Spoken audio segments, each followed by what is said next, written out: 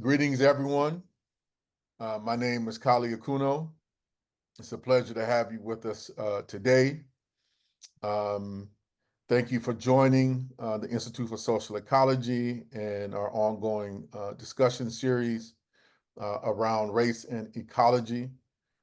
Today, we are starting a new series. As you all know from the registration, this next series is going to be examining developments that are taking place on the African continent. We're going to try and really highlight this because there's a lot in motion, both positive and, from my perspective, negative. That, of course, does not make the any normal mainstream dialogue in the United States, but is very critical for us to be aware of and to be informed of and to make alliances with, the various progressive and radical forces in motion and to learn from.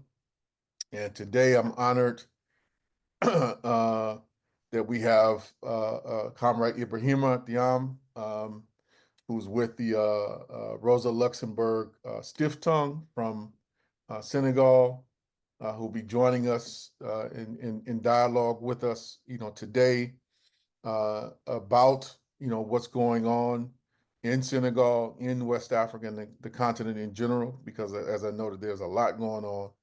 And we're going to do this in a couple of parts, I think probably 4. And this will be a kind of an introductory piece, particularly for those who could not join us and be watching this online. Just to get a kind of an introduction to starting with kind of Senegal as to what is taking place, and so that we all learn and build from it. So Ibrahim, let me start by just again thanking you for joining us and staying up a little late to be with us. I was challenged in terms of didn't send you any questions ahead of time because I got like 200 questions, that I want us to get through sometime before this series is over. But if you can, let's just start with giving folks an overview of what is currently taking place in Senegal. And what I'm referring to specifically is that earlier this year, you all were able to elect a new government, which shows a lot of promise from a progressive standpoint, that has taken some very firm lines against kind of French domination and colonialism, and is making some interesting overtures, at least from what we know here, to the motions that are taking place throughout the kind of Sahelian region. And for those who don't know what I'm referring to, I'm talking about some of the transitions that have happened in Burkina Faso, Mali, in Niger, which have taken on a very rhetorical anti-imperialist kind of orientation, and very much been focusing on removing the French, in particular French military and economic interests from their countries, and trying to chart a new course. But there's been, at least for folks like me, some questioning about, to what degree can these military juntas, in effect, be progressive, be revolutionary. Not that we haven't had some of those in the past. Burkina Faso, with Thomas Sankara being kind of an excellent example, but there's a lot of questions. That's why there's a lot of questions. So if you can just give us just an introduction to what's been taking place in Senegal and how we got to the present moment. Okay, thank you very much, Kali. I'm really grateful to be part of this meeting. And maybe just to remind that Senegal is a small country with 18 million people. For Africa, we have some bigger, and for West Africa also, it is the western part geographical situation. I think it's important that makes that we had very early connection to the rest of the world. And this has maybe created a kind of mentality to openness and so. And we could see that during the colonization, that we have been somehow integrated to political parties in France and so that I think we had the chance to be emancipated politically very early with some Senegalese in the parliament, French parliament, or the French government too. And this was something that was very important when we consider the other countries who did not have maybe who did not know this process. And so that we, if I say that today Senegal is one of the least countries that has never had a coup, military coup, it is in West Africa. It's just like, I mean, it's very singular to have this kind of situation that makes that, I think we have the population is politically very aware of things, and are always ready to move certain things. But we should not also forget that we have been occupied by French, and the French policy was not only politically, or it was more culturally too, so that we have had also a kind of a brainwash, I would say it, because colonization means brainwash, to change people from their mind, so that we could somehow benefit from the one part, but from the other part, we were also we were having some challenges, to emancipate ourselves. And I think this kind of need, you could see it through the generations, and today, by 2024, if we have a young generation fighting for freedom, still we think that we are independent politically or so, but economically, or even politically, is just the way to say it. I think we are highly dependent to France, which is a former colony, which also is playing a very hard or bad role in West Africa, And it is under this context that you can understand when we have done a revolution, I would say, because this recent election by March 24, coming out with a result of more than 55%, against the ancient regime, it was powerful, really powerful in the context of West Africa, because I think this kind of movement, you could feel it throughout West Africa, but differently. Some countries did make some military coup to sustain or to ask for self-determination and sovereignty. We had the chance not to go this way, but we, as I say, Senegal is somehow a particular country, I would say, because if you consider it between the others. So that makes that all the challenges that we had 4 generations since the independence. Can you imagine, we have had people from the last government who have been to the first government in the 60s. So that means there was no alternative or alternance, I would say, or political change. It was the same people, but different faces or different way of wearing or so. So that this year it was very radical.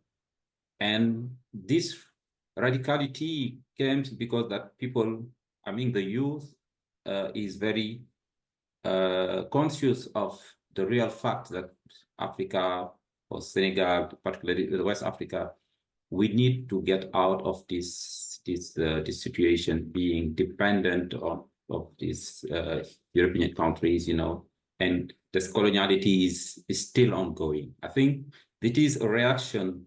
My analysis of this result, and what made it more stronger was that last week, I think we had this not local election, but for the parliament, and today the new parliament is, normally we have 145 seats, and 130 are from the new wave of change. And this is very strong. That means they have the green light now to change. If if you want it, I think. So it was just, maybe if you have another question, I was just to summarize the situation where we stand, and in front of the former colonizer, and maybe looking for also alternatives, I think, because the last information was that this week Putin was having a call with our new president, and I think we have to follow that to see what is new politically.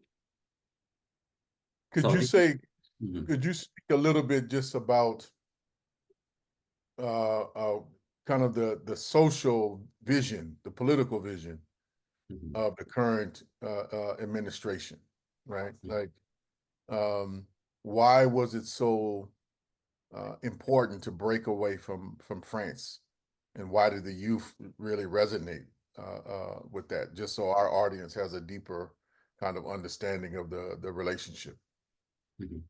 I think that the youth has since 2000, I think, I would say that this is the second part of the play, because the first part was by 2000.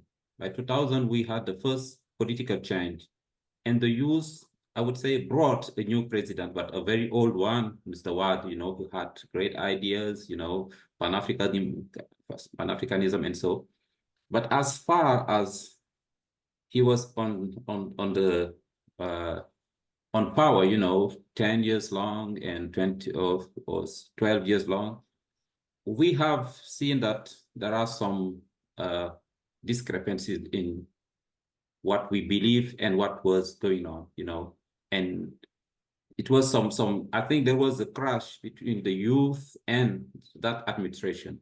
And I think we have waited along, maybe 10 years later, or maybe less than 2 decades, to have a revenge. I would say it like that, because I remember by 2000, it was more the young generation from hip hop, very, very the musician, artists, and so also very, very influenced by America too, because maybe what you don't know or what you don't see is that I think the young Africans are having a look on Black Americans, very well.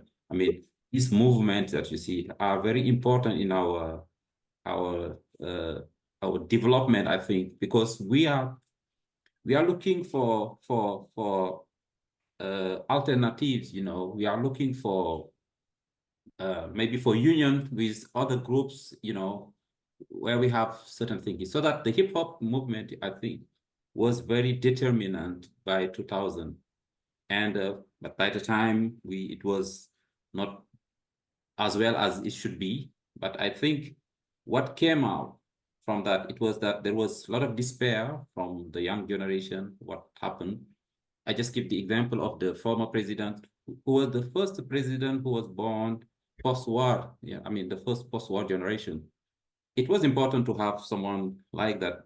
We thought he could understand the youth, he could understand the poor community, from the social situation. But somewhere we have seen that there was a gap, and I think this new generation are asking for reparation, reparation from the country itself, and giving also the youth really the dream that they had, because they are really doubting. We have a doubting youth, you cannot. You have seen it maybe in the media that thousands of youth are taking this small boat, to cross the continent. But they're next. Yeah. Yes, and in all this, it is a kind of a reaction, and they used to have a slogan meaning Barca or the Barca or Barca. Barca mean Barcelona, Barca mean death, that mean weather, or it is one choice we have to do. And this is also socially very deep, I think. Today, we consider that the ocean is like a cemetery for us, because thousands of people are gone. Some are missed. We don't know about them. Families don't have to mourn because they don't see the bodies of, all this is very deep. And I think it is how it has been expressed politically when we think that there is new. But now your question was, what is the I mean, what is the way forward? How far are they Are they moving to the social change or so? I think it's not easy at all, because I think the youth is still they don't have time, to wait. They want to have the change right now, and I think it's not easy. But I think they have developed some new ideas, but all is we have to take back our sovereignty. I think it is the basic of uh, their message. I mean, sovereignty means that we have to to say no to France. And I think today in the morning I was seeing that even French army is trying now to reduce its effective in West Africa. And imagine there were 400 military here in Senegal. It is what is official, maybe it is more than that. And at the end of the day, we ask ourselves, for what are they? It is just a cooperation. It is just like a kind of domination, or I don't know. I think there is the former Sekou Touré, former president of Guinea, who used to say, "I would rather choose, to die with my dignity than living with how do you call it, if you make somebody very in bad situation, So we have to make a choice, and I think it is in this kind of choice that we are going. And so, following up on that, Ibrahim, are there signs that the mass migration has slowed down since the election in March, or is that still, kind of continuing at the rate and the pace that it was going? And so for folks to know, and to be clear, Senegal has been one of the regions, I would say, maybe the last 20 years, where there are just hundreds of small boats, fisher boats, basically, that folks are taking and trying to make it, to Europe, and many of them wind up landing in like Morocco, which I want to come to some of the things that the French government has just recently did in Morocco that in response to kind of what's going on now in West Africa. Before they make it, and then there's also thousands of people every year who not only take the migration route by sea, but also by land, right, crossing the Sahara Desert. So, is there any evidence that this has slowed down at all? Not at all, unfortunately, because 2 weeks ago we had, we have built a kind of platform. We will come later on that. It's not a platform for climate movement, and we have a lot of contacts in these islands of all the delta, the Salom Delta, and in one of the islands recently had lost over 100 people, because and they were all from these islands. And you have to find the root of that. That's why maybe we think in the future that it could be changed. But one of the reasons that fishery is not working is that the agreement we used to have with European Union, all these countries coming with big boats, milking the ocean, and from China, since the new government come, they have reduced it. They have stopped. I remember that recently with the European Union, they want to restart the negotiation with these agreements, and it could maybe give a little bit breath to fishery. We have climate change affecting also these coastal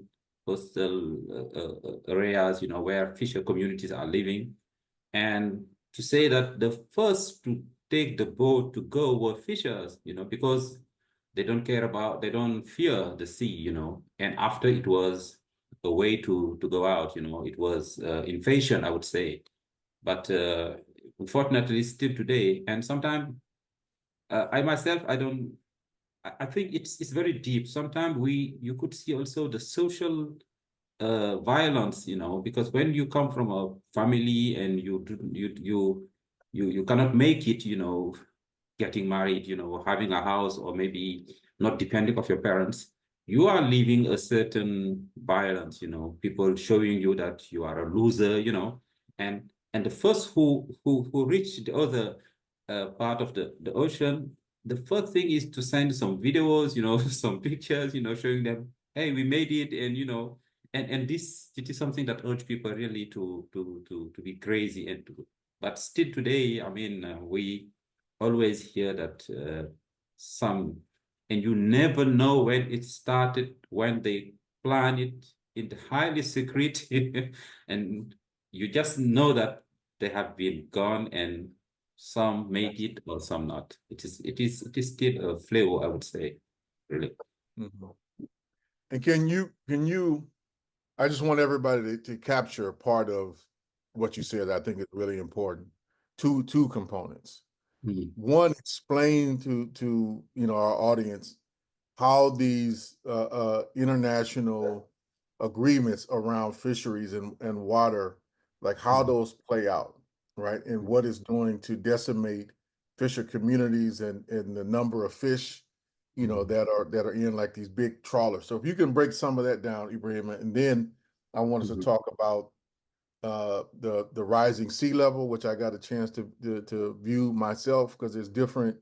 I think most folks think of just some of the major impacts just being like drought, right, or floods or fires, and Mhm. not some of the other long-term pieces that at least I was had the, I guess I'll call it a privilege to witness and just kind of see the slow horror that's actually developing, and how the more you know, we aren't serious, or the governments don't take serious, like these COP negotiations, which, for the audience to know, just concluded, was it the this past weekend? Mhm. Uh, what the impacts of those are. But first, like these agreements and these trawlers, and explain Mhm. how that works, so folks get a deeper understanding of that. Mhm. Yes. You see, in fact, I mean, it was for a long since I remember the first government we had in the 80s, talking about agreement with some countries on fishery was not a big matter because the number of boats were not so significant, But today it is multiplied by 100, and today you talk about 150, Mm, uh, license, has been given. And these people, they are on the, and you know what they say? They used to say that, I mean, the tendency to defend these people say that, the small boats are not reaching these areas, the small boats are crossing the continent, that means they can't get to that place to find the fish. And another point is that, recently, since we, for more than 4 or 5 years, we are on the tendency of uh, this offshore exploitation, oil and gas, which is also impacting strongly the communities, the fisher communities, because in these areas they are bound to fish in this place. That means they have to go further. That means some kilometers, some miles, and going to some miles means also using more benzene, and having some risk and so. And all these are, at the end of the day, fishing is no more, it's not worth, fishing because you are not earning your life by that. That makes these people really, as I say, doubting on themselves, saying that, so can I make it or not? If I have another opportunity, why not going? And this this pipeline and all this LNG, exploitation that we started are in the most fishing areas.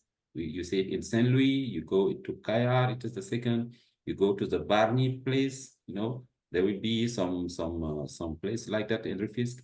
And you go to the Salum Delta, which is one of the biggest contradiction we have. Salum Delta is accepted as a World Heritage, and today we are exploiting oil there. I think it's this agreement, and also, these agreement are sometimes political. Uh, how to say it? Chantage. I don't know. French, they say chantage. To uh, it's just like if they want to help our country, by the corporation bringing money, they force us to accept some agreements. It may mm, start by it started by this fishing, but sometimes in local products like onion, like tomatoes, and so, how can you imagine that we import tomato from Spain or France? We have people who are making ourselves. That means this dumping policy is not there. It's because that we are not free. That's why you can make this link. The second point is the rising sea level. It's very hard because we have 700 kilometers coast, and which is very important. And you have almost 6 regions, along, and the communities, the fisher communities are the one who are living, closer to the some. For some, it is just 5 meters to the sea or today. But if you take 20 years ago, it was 300 meters. If you go to Barnier today, when they show you the water you see, they have cemeteries inside, they have mosques inside, they have some districts that inside. That means they have lost, at least in 20 or 25 years, almost 500 meters. So that means people are going back and back and back. And what does it bring? It brings that people are losing their livelihood, uh, they have destroyed houses and they don't have an alternative where to go. And at the end, you don't have any argument to say to your child, stay, don't take the boat to go, because the evidence are here. For some, we know some who are working with us, very sensitive, but they say, hey, Ibrahim, I don't have any arguments more to say to my child, stay, don't go, because the situation is very hard. And as I used to say it, you see, the migration started in the house, because as far as houses are being destroyed, people are sharing rooms, from 5 to 6 to 7. Can you imagine parents, grandparents, and kids, in the same room? It is socially, it is very a kind of raping, people are really suffering from this kind of thing. And I think these are one of the reasons people don't say, okay, at least with this C, I don't need a visa. At least with this C, and just to tell you, right, when we talk about this visa, just a friend, somebody has made it. If you apply a visa, you have to take at least 100 euro. If you get the visa or not, you will not get it back, And that means all these countries are living with these visa fees, and it is billions of our friends, that people, if you go to the embassy, you see people queuing, along the road and so. But the other way around, people say, hey, I just need a boat, wait until the night and go. Nobody will stop me. This is the feeling of also freedom somehow, it must be crazy, right, the way. Right. Another piece related to this I'd like you to touch on. This is before the new government came into power. That there was oil and gas, new oil and gas reserves were found in Senegal. And the government, the then government, was exploring all of these new contracts with European, American, and Asian companies. Mm-hmm. Is the new government continuing flirting with this oil and gas exploration and the quote unquote development, or is it trying to steer a new course? Uh-huh. No, I see that they are now facing the realities. I know that during the campaign, there are a lot of the oil is in the agreements or the contracts was part of the point, that they were how to say, bargaining with the people, the folks, saying that, hey, you can change this and this. But I've been to one activities organized by one civil society organization regarding the contracts. I don't think that they have enough free room, on the contract. The contracts are so sophisticated that sometimes when you sign it, when it's very difficult to have a change. The change may be if there is a catastrophe, natural catastrophe, something like that.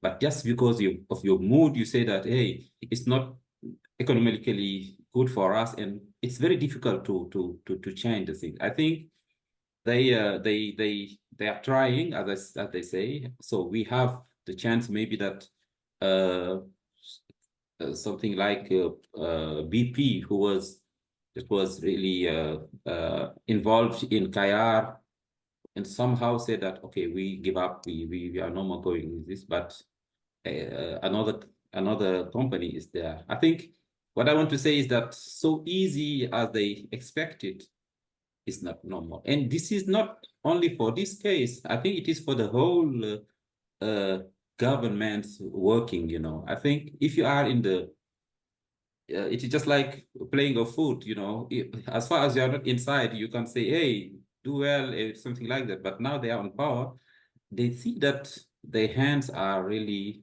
sometimes tied, and they try to change certain things. But I think it's not easy as they expected it. That is one point.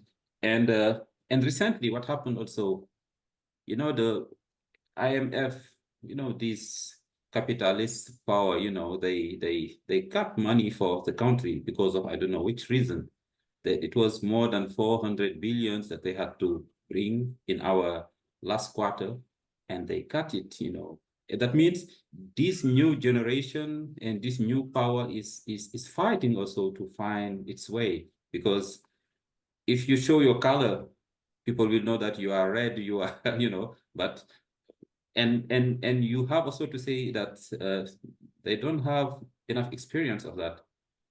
For the whole government, the new government, for the whole, it is only 2% who have been in ministerial. All of them are new. It is challenging. I like it because I think that's it's the way we have to do it.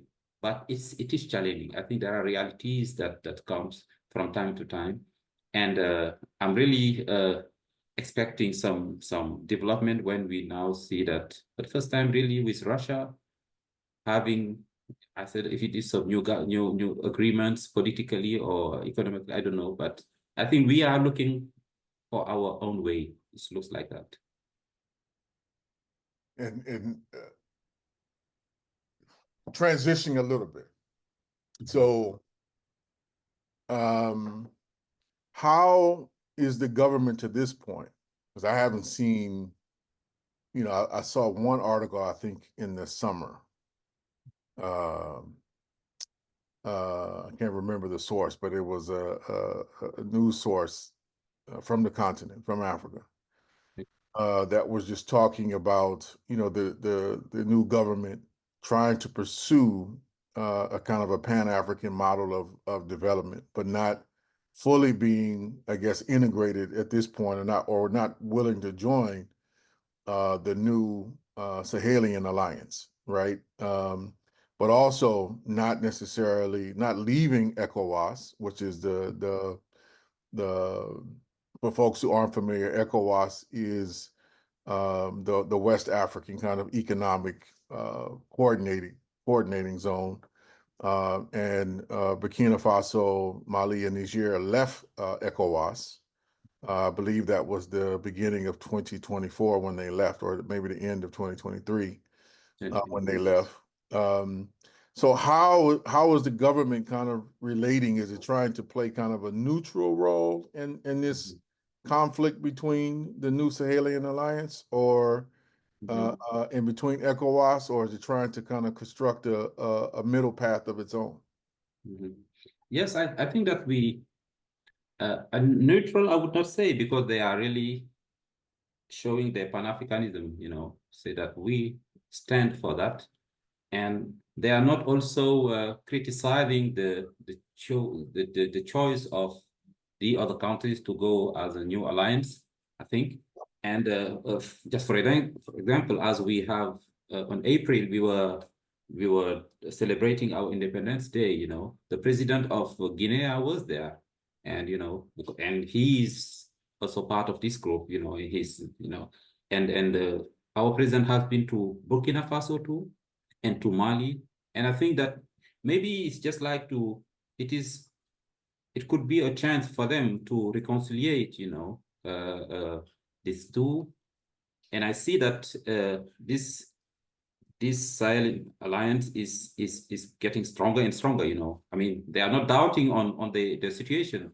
They are trying to get more agreement between themselves, cooperation, and so maybe having one passport, something like that. I recently heard, and I think that we have this new government has shown its sympathy, I would say, to them. That is one. This is very clear, but not also getting out. We are not joining them, but we are still. That means it is a ambiguity, between this situation. But what I believe is that the countries are trying to get together now. That is the recent. For example, there will be one seminar for military, something like that, and it is for ECOWAS, and they are inviting also these other countries, And we, as Senegal, we are losing a lot from that because we are close to this country like Guinea, like Mali. Okay, Burkina is very, very far from us. And these two countries, Guinea and Mali, are our first partner economically in the sub-region. And I remember as there was a banning, to have cooperation with Mali during that time. We were breaking the law because we had no choice. It is just one country. If you remember, Senegal and Mali was one country during the independence before with the federation. So I think that we don't have the choice we are not in a situation to make a choice. We are for this group, even if there is something that we can, maybe we are not agreeing 100% from that, but I think there are some bargainings, some discussions, how to bring them together, but not back to ECOWAS. I think they are all radical to stand where they are. But what link us together is this Pan-Africanism. I think it's very important. This feeling is very important. And then on the flip side of this, how have relations how are relations shifting, with the states to the north relative to some of this change? Mauritania, Morocco, Algeria, how are things changing there? And I cite that because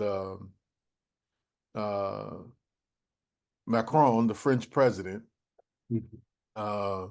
recently, just for the audience to know, recently, I think it was 2 weeks ago, he went to Morocco and met with the Moroccan government, the parliament, and basically sold out the Sahrawi people, and said that France was going to officially recognize the Moroccan kingdom's claims over the Western Sahara in exchange for opening up some new economic agreements and facilitate. And I know many of us on this side read that as this is how France is trying to kind of maintain its colonial domination of West Africa in particular, by finding kind of new partners, new allies, and new ways to penetrate into the economic sphere, and to have a military base if and when they decide to try to take military action against the states that have kind of left the French Commonwealth. Excuse me a second. Excuse me, everybody. Somebody's trying to call me on these platforms. Apologies for that. So how are things moving in this direction? And this one is important because, one of the things that we are seeing somewhat play out is this, northern kind of Arab divide versus, the southern Black African as a way to break Pan-African unity. and how that's kind of playing itself out in a very active way, in the Sudan and the civil war, which is going on there. And for those who may have missed, check out the four talks that we did with various Sudanese. I think, no, excuse me, five talks that we did with ISE on this platform about the Sudan. But also, there's a history of this kind of divide playing out between like Senegal and Mauritania, for instance, which is Mhm. ongoing. So has there been any progress on this front, or are there some openings towards a Pan-African unity dealing with the countries of the North, uh, Mhm. uh, or is that kind of like a case-by-case basis? Yes. I think I would first say that I see it's very a pity that we have lost this Pan-African idealism, that we have in the 60s. It was the time that all this, whether Northern Africa or South Africa, Black, so Sub-Sahara, were very close in this idealism to go in this direction. But by the way, I think I'm just saying that French or the European countries are always playing this role just to divide. I mean, first of all, if you go to the northern part, we used to, I mean, it is our vision or our way of see it, that they feel more closer to the European countries than us. Well, maybe geographically from Tunis to Germany, it is just 2 hours, than something like that. But I think they have always taken them in this trap of economic uh, alliances, just to break the wall between the northern part and Africa sub-Sahara. And which is very, very, very difficult. I think we in Senegal, we had the chance to be the first Black country, closer to the northern part, because you have Mauritania and after Morocco and North Africa. But I see that today, I would say this if it is a flame, this flame is sleeping. We don't feel really a kind of a union or a kind of spirit, I would say, because it should start with this. Uh, to have a development of this kind of and let's start with Africa itself. I think because we have some big countries like Nigeria who has to play a certain role, which I don't see really.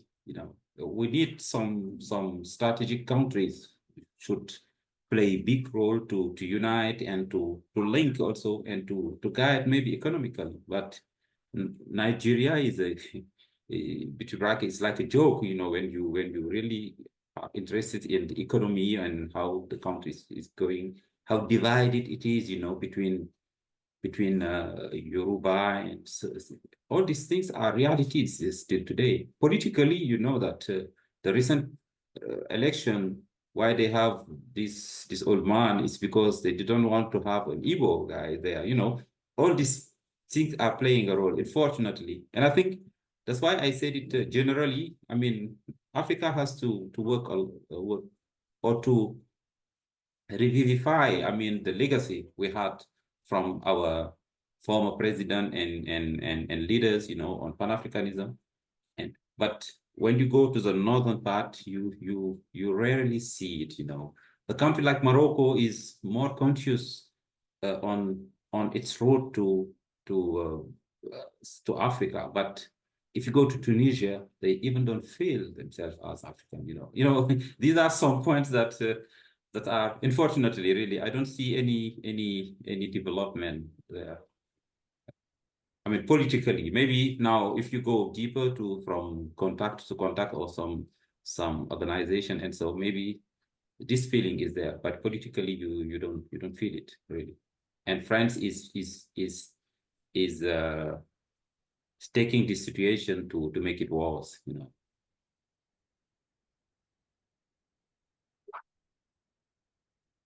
Yeah. No. Yeah, they recently, how all this stuff is connected. Recently, there were kind of another round of rigged elections in Tunisia. That had a lot of. I know there were some opposition forces that were more aiming to, uh, um, move towards a more Pan-African kind of unity, kind of perspective, but they were clearly, not going to get anywhere close to the reins of power, Yes. and how things are continuing to be kind of connected, to France. And so the one thing I just want us to, we'll get into it in some more depth, I think, as we go along. But I'm glad to hear, just from a perspective that, it seems like the movement in the country is very conscious, about having to keep relations, with Mali but I think the question is, how are folks in Senegal kind of relating to this new, how people understand this new alliance politically, right?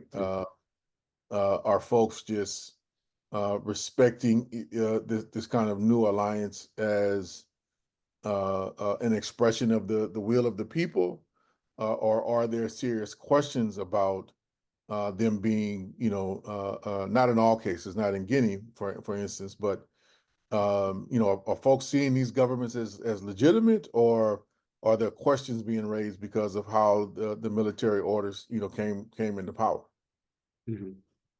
Oh, yes, that's. I have one colleague, Nongosila, who used to talk, who is very critical to democracy, saying that what is, if democracy is legitimacy, we have to ask if these people are legitimate or not, if they are expressing the will of the people. And I think we cannot doubt on that. Certainly there are always abuse of things. I think recently in Mali there was a clash between the prime minister and the how do you call it, the military. They push him away because he was criticizing and so. And this is, I mean, military is always difficult because it is just like a volcano. There is always some small fire left and right, that could move, makes that maybe there is always a kind of a feeling of paranoia, I think, that saying everything is against me. But I think if I used to talk to some guys in Mali who says that which other choice do we have, because for the time being we are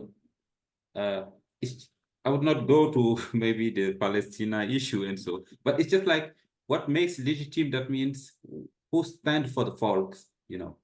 If I wanted to make a parallel to maybe Hezbollah, in Lebanon, what makes them legitimate, it is, I don't know, it's not about religion or so, but they stand for the people. I think this idea, at least, that makes sometimes that people see them as at least people who stand against this colonialism, this imperialism, which is France and all of them. And the fact that today they are not alone, because if Mali was alone in the struggle, that would be harder, But I think now Mali's, Guinea, they are all getting more confident because they see that at least they have some countries together, And I see, I know more with Mali because I have some colleagues, so we usually talk about, and I see that for them, this military, you can have some critics about that, but they are for their country. I think that is what they stand for, against imperialism. I think that is the feeling that they have. But on the other way around is you go for democracy, you win for 60% and you became a dictator, taking all the money of the country and let your people starving. What is this, I think legitimacy, I think, is where people from the grassroots have the feeling that these people stand for us. I think that's how I understand it. Yeah. No, thank you for touching on that. We'll get on that more. I mean, this whole thing of the nation state, on the African continent, I think is what was it? Basil Davidson wrote a great book called the Black Man's Burden, right? The imposition of these nation states, on the continent as a direct result of European colonialism, and how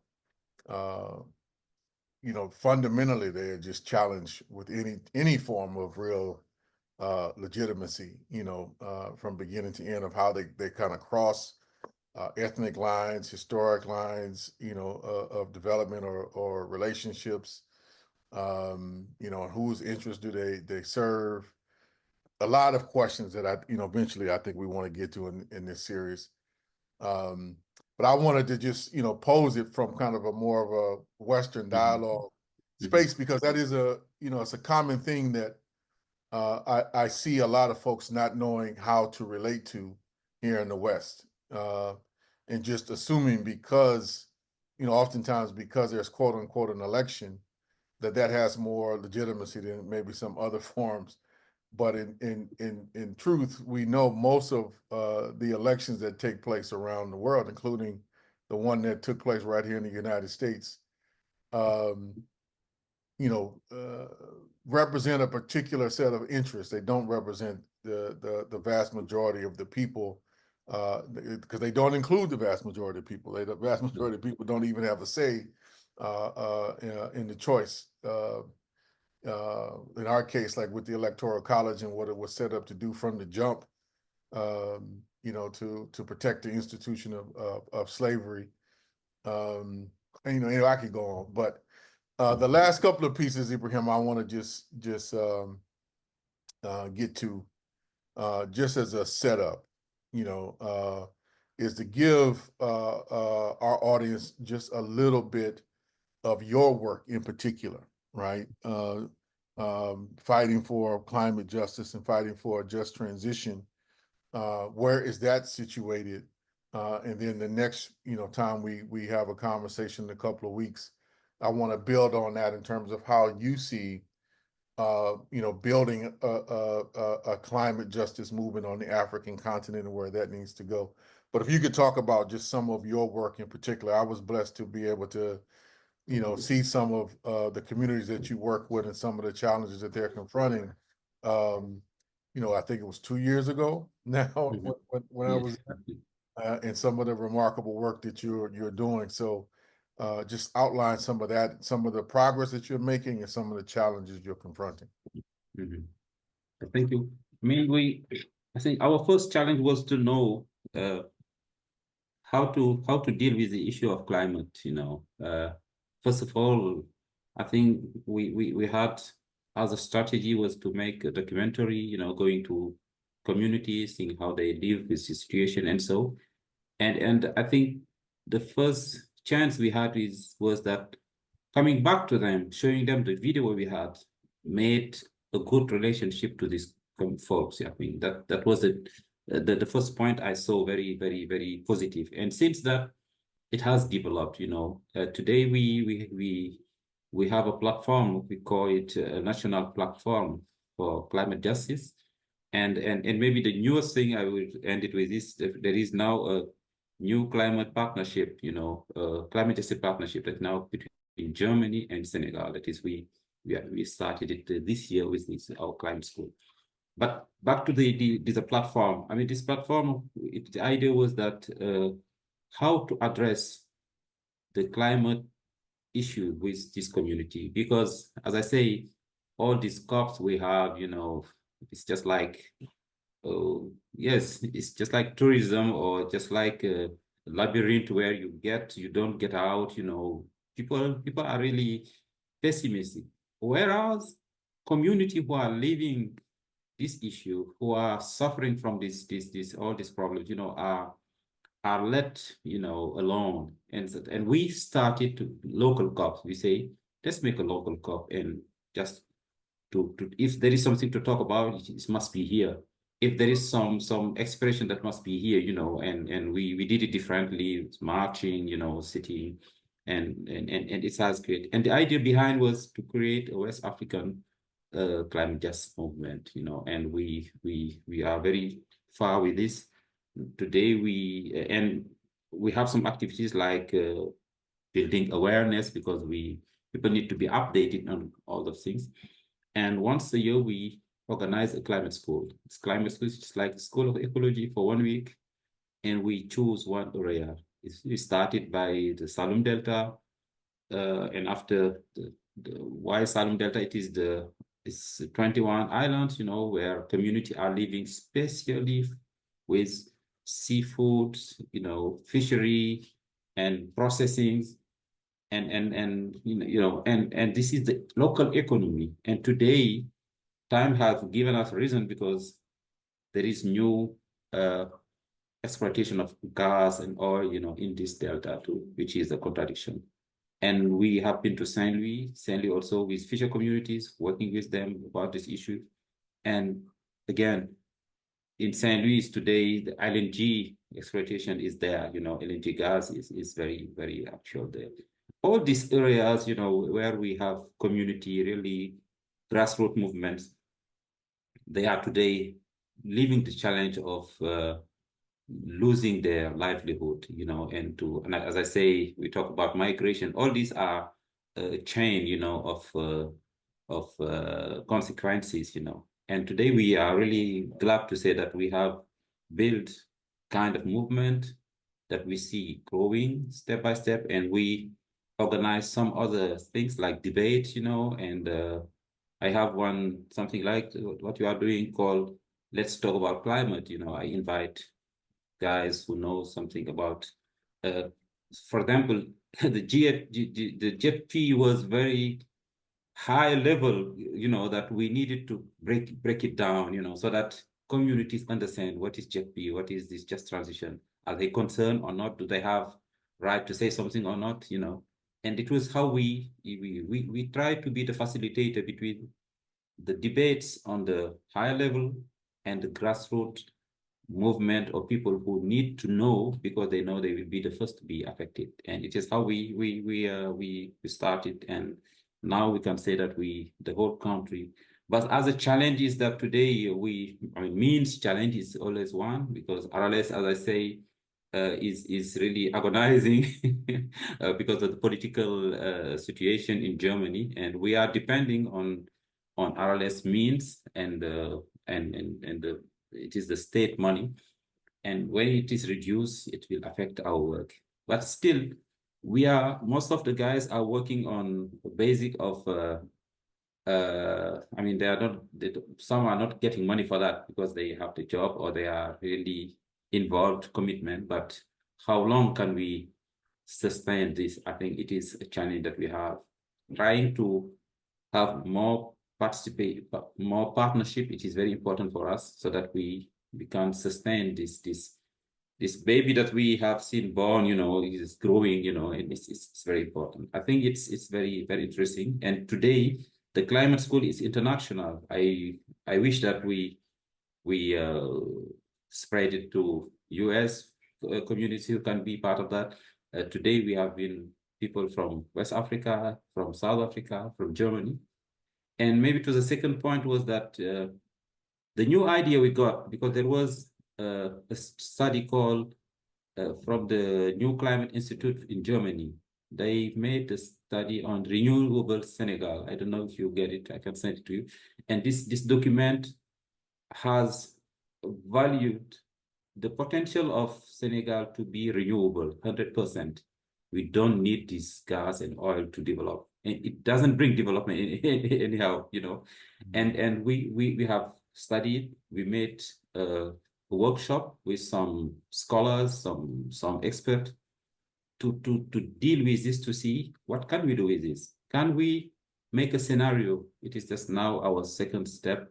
A scenario that we say to the country, that we offer it to the state, saying that what you are earning in this oil and gas is less than what you can have economically, because this oil and gas will one day be obsolete. We know that Europe is struggling, fighting economically and with science to go over oil and gas. in all cases, we go over oil, and Senegal has started now, and we need 30 years. In 30 years, oil will not be so interesting than today. And we know that the first 15 years, we are just paying debt because of all this strong investment. That means it doesn't, it's not interesting to go this way. Can we find another way? And for that, we need to, all is about money, because our country thinks that from this money of oil and gas, we can sustain our people, we can make the next generation safer and so. But I think we can't show the contrary, saying that what will be in 30 years is just maybe pollution. You have your oil, you cannot do anything with this, and why not, as far as Senegal is putting one feet in the exploitation, maybe the other feet is to think how to get out of this exploitation. That is now our new challenge. That's where we stand. There will be a study that's starting beginning next year, and we will share with this. Today we have a resume of our last meeting that we can translate it and also exchange it. But the idea is that from this, what I did like, I mean, this is from this national movement to climate justice. It's coming international, that starting with Germany. Why Germany too? Because Germany, the technology of renewable, all this solar panel and so, they could have really a big interest. But are they interested or not? I think these are the challenges that we will know.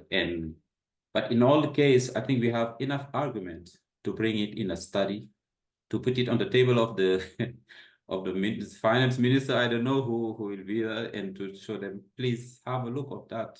This can be a scenario that may be interested. So these are somehow what we are doing with community, and trying to maybe the participation of COPs. Every year we make it easier that people get to the COP. Some community like Fadel from Barney, last time there was another woman, and they get there to know what is happening. Just they can connect with people, have some links, and maybe develop their own ideas. This is how we in RLS trying to build, say, the West African climate justice movement. Thank you for that breakdown. And more questions, but we'll get to them in the future. But for now, I want to, in the time we have remaining, open it up for questions for folks in the audience. And you can put your questions in the chat, and we'll take them there. So there's any that anyone may have, and hopefully there are plenty.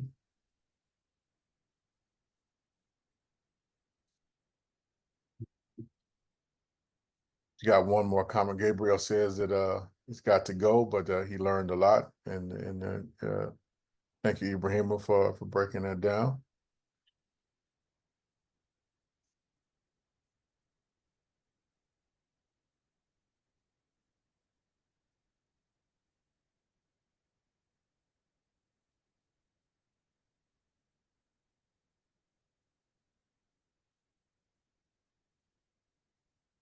There's a question from Lee. Said they attended the World Social Forum in Senegal in 2010. Is there still a presence of the social forum being helpful in this situation? Yes, nice question. I remember that social forum was very. It was my first day in RLS, and I left Germany to Senegal to start this work. And from there, I would say most of our partners that we had were from this period, this social forum, and we grew up all these years.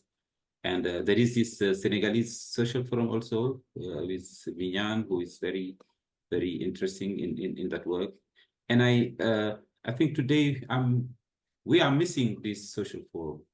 There is a feeling that this social forum, and I don't know, has lost a little bit its importance, and so, And I think we have to get back to this, because this social problem express the real issue of socially, culturally, of communities. And today we are missing it, Today, all these movements are going to COP, but we, just like a parallel, but it's just like COP is fashion, but we see that nothing is moving there. Why not turning it the way around, that the social forum as a voice for the voiceless, as the argument for all these issues. And I think climate can be integrated in this. So I would really link it.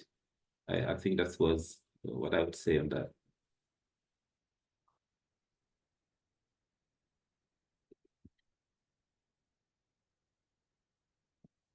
Yes, Go ahead. Yeah. Yes. I started with there was the as a ladies name organization, which is in Senegal. This is an eco village. We had a program with just for a short time, unfortunately, not too long.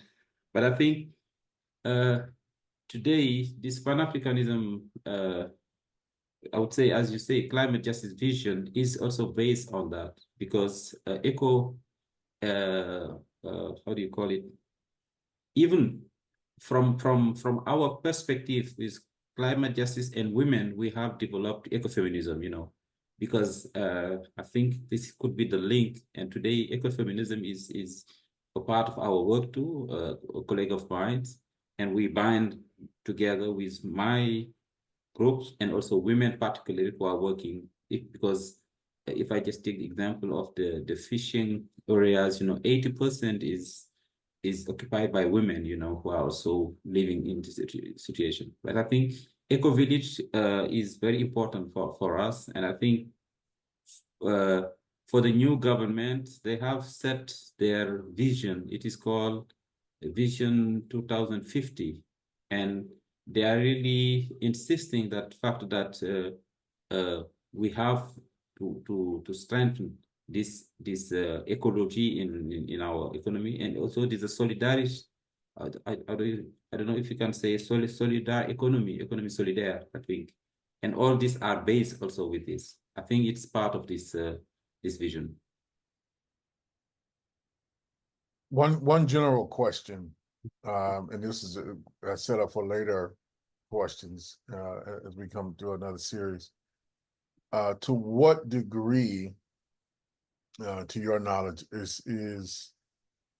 are climate kind of like activists right now dependent upon external funding from like foundations and either on the continent or Europe or the United States? It's really a question about, underneath it is a question about sustainability. But is this work to this point largely dependent upon external funding, or is there more funding from governments, for instance, that is becoming online or becoming available? Yes, unfortunately, we are very depending externally, and this is also a lack of sovereignty, because there is an African saying that means the one who lent you his glasses, will show you the way to see, and so it's like that. And even in the climate movement, my feeling is that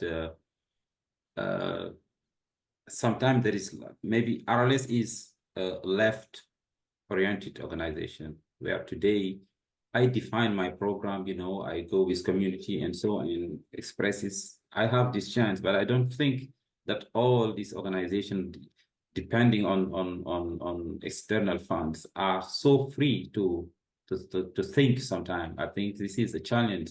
I think there is and I think our government should really work for that, because the bad side is that at the end of the day, climate be fashion, that everybody is saying, I'm doing climate because it is fashion. We need to know why we are in certain subject, and are we committed on that or not? so that it doesn't make a money making, like ONGism that people are saying. And I think it's all related to money. Unfortunately, we are really highly depending on the, and sometimes my feeling is if you see some cops and you see all these African or the world, saying that we are demonstrating, and so the same people who give us money to go to demonstrate are the people who come to uh, put us in certain, I mean, other invaders, I would say. And we have to make a choice, and this is a money issue. I think that and now that's why we say when we do a local COP, we don't need enough money to do a local COP. We can't go just for some people say, let's go and sit somewhere just for a while. We can have a piece of paper writing, in a very basic manner, But as far as you get in this NGO spirit, or I don't know, you might lose your freedom, and that's the challenge.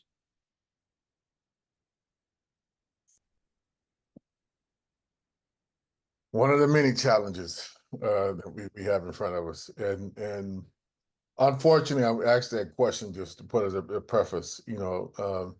Much of the climate movement here is still very much highly dependent upon philanthropy. It wasn't always the case, but it's definitely, kind of the case now, and it's something that we're going to have to figure out in the context of the new laws that I was telling you about that are going to target nonprofit organizations, and some things that are going to be very high on the Trump regime's, kind of list of targets. One that is going to be very high are going to be climate justice organizations. Probably before, the Supreme Court already has pretty much gutted the Environmental Protection Agency as it was anyway. But it will probably want to be one of the first departments that Elon Musk and Ramaswamy will probably eliminate with this new called Department of Efficiency. To totally get rid of any kind of environmental protections or standards or regulations whatsoever as something that damages or hurts corporations from making profits and doing all of the extraction and exploiting that they want to do. So, okay, I don't see any other questions for now. But Ibrahima, let's pick this up in about 3 weeks. For I think our second session, and we'll build upon this with some much more kind of honed in, detailed questions. But this will give us, I think, a good start, for everyone who listened in today and everybody who's going to kind of tune in on the videos afterwards to get us started. And again, we're going to be doing this series, well into the beginning of 2025. And really try to link a bunch of issues together and build some Pan-African and broader kind of left international solidarity on these issues. So want to thank you for joining us all. Thank you, Ibrahima, for being with us today. And we look forward to talking with you again in the near future and taking us a little bit deeper. Thank you, everybody. Thank you very much.